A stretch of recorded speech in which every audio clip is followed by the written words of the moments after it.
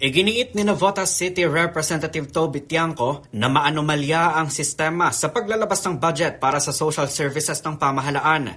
Tinutukoy ni Tiangco ang mga programang AICS o ang Assistance to Individuals in Crisis Situation, AKAP o ang Ayuda sa Kapusang Kita Program, tupad o tulong panghanap buhay sa ating disadvantaged at displaced workers at ang MAIP o ang Medical Assistance for Indigent Patients o mas kilala bilang guarantee letters. Sa panayam ng DZRH, ikinwento ni Tiangco na dumadaan sa Office of the House Speaker ang mga request para sa karagdagang pondo sa mga naturang programa. Magre-request sa portal ng Office of the Speaker. So, re-request ka doon kung magkano.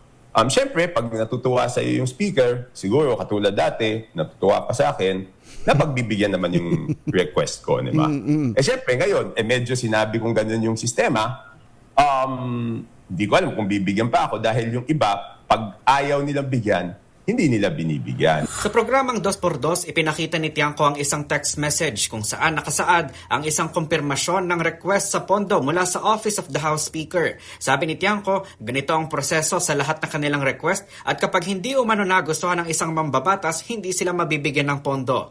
Una rito, itinanggi na ng Kamara ang alegasyon ni Tiangco at iginiit na endorsement lamang ang inilalabas ng opisina ni House Speaker Martin Romualdez at ang nag-aaproba lamang nito ay ang mga implementing agency katulad ng DSWD, DepEd at DOH. Samantala, sinabi rin ni Tiangco na may mga mambabatas na pumirma lamang para suportahan si Romualdez dahil sa takot na maipit ang kanilang pondo. Kaya takot na takot, pero siyempre walang aamin ngayon kasi takot, di ba?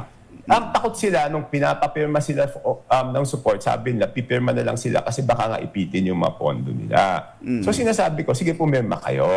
So, siyempre, ang sinasabi nila, wala pa bang order, ano ba gagawin namin? Sabi ko, makisama na lang kayo muna.